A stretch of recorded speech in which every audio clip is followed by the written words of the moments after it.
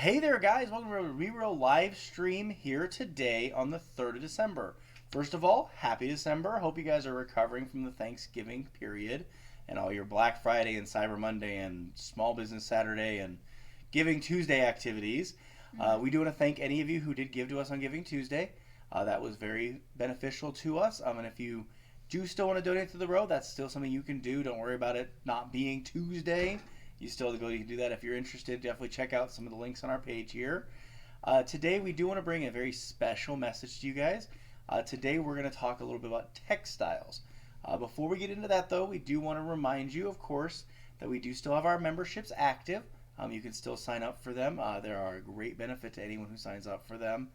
Along with that, of course, they do always still come with our NARM or North American Reciprocal Museum benefits.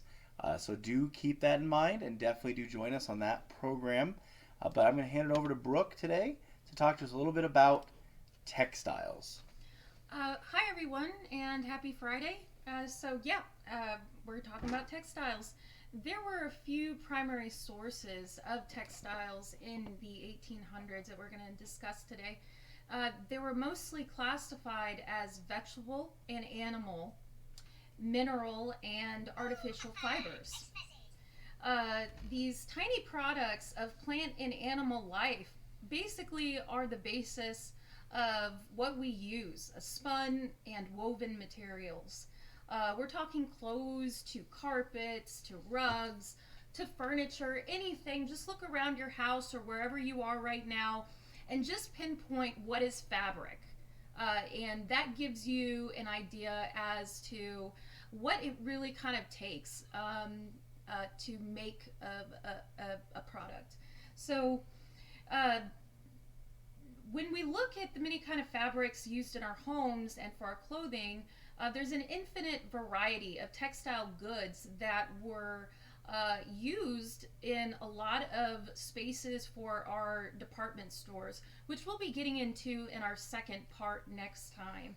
More of the department store, the textile industry itself as a business. But today we're just going to lay the foundation. What exactly were textiles? What were they made out of? Is our goal today. Surprisingly, there are only 4 groups of linking things that were mainly used. So cotton, flax, sheep, silkworm supplied the world at that time. There were other minor vegetable fibers, which included jute. There was hemp, ramie, pineapple, which is news to me, kapoke, kori, just to name a few. There were also mineral and artificial fibers. You had artificial silk coming out at that time. There were metallic threads. We got into asbestos threads, and again, they were mostly used in carpets, right, Daniel? Yeah, from what we found, it was mostly carpeting or even at that point insulation like we think of it now. So that was very common. So for vegetable fibers, the primary fiber is cotton and flax. On the left, you'll see cotton, and on the right, you'll see flax. Cotton enters into 9/10 of the textile material at this time because of its universal utility. Flax, on the other hand, is a fiber of luxe. It is called linen after you process it considerably. When it's made into thread or fabric. Cotton, on the other hand, is this bushy shrub that you see on the left, where its seeds are closed in round pods. Each seed is covered with white or creamy hairs that grow from its outer coat. When these pods burst open, they contain cotton that looks like masses of snow among its green leaves, as you can see there. Okay. And so obviously these products are what you're looking at. Like, we obviously, a lot of people know the cotton gin and those kind of products. When you're talking cotton, obviously we're mostly talking more southern areas, right, Brooke? Yeah. And whereas flax, you would see quite a bit of flax more in this area and farther north, because obviously, as you can see, it's very much of a grain-like crop. In flax, they're very two different things. Flax is not the same as cotton seed hair. It's basically, cotton is seed hair. That's what it is. So But with flax, as you can see, the tall branches, that was by design. They don't normally grow that way naturally. So what you want is having these flax seeds sewn thickly together in a small space in order to avoid the plants from branching out. What we want is long, straight stems and fibers that will correspond to that. So branching flax seeds wouldn't yield long fibers and be able to make linen out of. And as Daniel mentioned, flax is not so native to Missouri. That was, again, more of a luxury item. And cotton is more of a southern, thing. But we'll get into more of our regional textiles just here in a second. So these two different plants, the flax fiber is made up of a series of tiny cells, and the cotton fiber is made up of basically one singular cell. So just an interesting side note, cotton is a form of cellulose, a substance composed of carbon, hydrogen, and oxygen. And so thus belonging to the group of compounds in which starches are created, wood is created and found. Flax, on the other hand, is not naturally that pure. Before we started this talk, I know Daniel and I were talking about, okay, a lot of times in the medieval period, there were linens, and they had to be highly processed in order to wear them, and cotton just wasn't a thing. And so now we're kind of in that same boat. Flax is very expensive, it's hard to process, it takes a really long time, and so cotton really does become a universal utility for the entire world as we get into more of the manufacturing era, which at this time we're not quite there yet. Another point is the stem of the flaxseed contains woody tissue, but the fiber must be separated from this with many processes. So under the microscope, a typical cotton looks like a spiral twisted ribbon with thickened edges. So just think of Twizzlers. Okay. There's a subset of cotton, which I thought was cool. It was mercurized cotton, so you dip cotton in mercury, which is apparently still a thing. Yeah, from what we were doing our research, people still do mercurized cotton. Brooke, after obviously vegetable-based stuff like cottons and flax, what would be the next type of textiles that would be created? Animal fibers. You have, sheep and goats, and I know the picture on the right is a beaver hat. Yes. Beaver skin? Okay. So we're still kind of in that era of people are wearing a lot of furs still. We haven't taken the hair off of animals. We're still mostly just skinning them. And so we're slowly getting to the point where we're removing their hair without taking their skin. Yeah. I mean, so you obviously you would have some wool, like wool. Sheep have been a concept for wool for millennia. I mean, even in this era, we still had the luxury items were still fur. Obviously, we know Joseph Robidoux and a lot of men around here were beaver trappers and fur trappers because that was the luxury item. People wanted the beaver skin cap, or the other one to the right, left here, silk.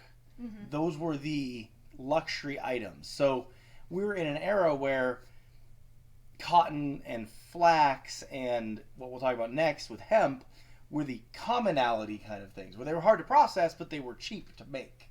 Yeah. Whereas these were the premium, for with the beaver fur, you had to dry it for 2 years, then you had to put mercury on it to beat it down to make it work, dehydrophobe it so you could actually wear it. Wow. And so you're talking about a huge process. And silk is a process where for millennia, people weren't allowed to, literally people were killed on the Silk Road trying to steal silk buds or silkworms because they were so valuable. Like you were saying, silk stretches for what? The length of, you had said something about one bridge or something like that? Sure, and we're talking one filament. So you see the picture right here, there's one filament right in front of you.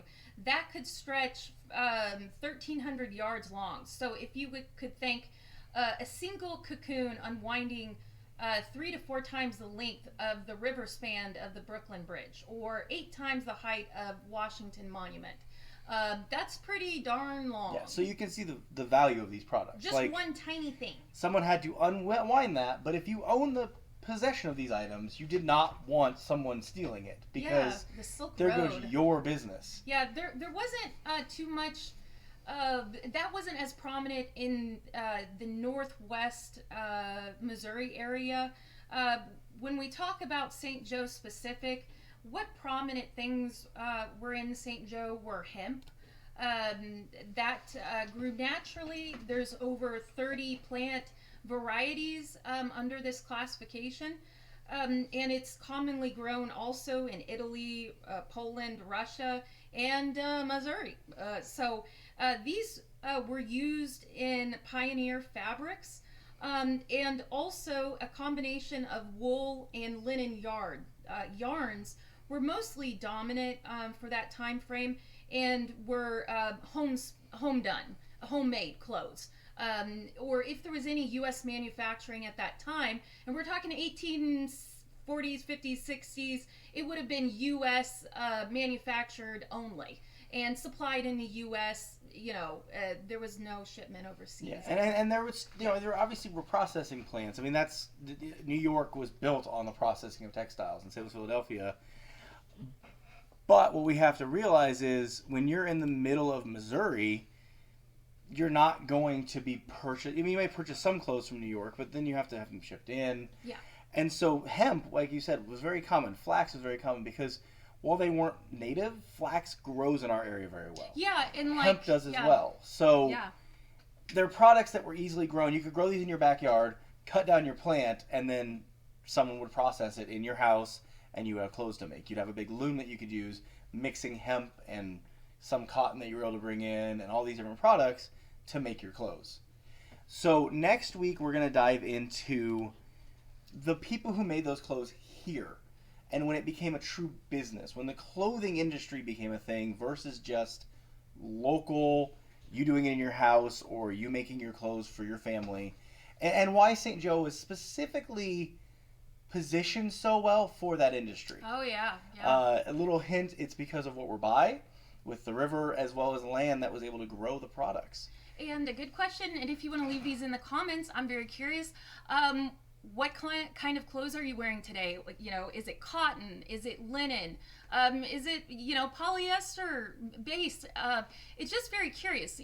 What kind of clothes are you wearing right now? Where did they come from? Like, this is not something that, people think about. When I woke up this morning, I didn't think, oh, I'm going to put on my cotton, blah, blah, blah.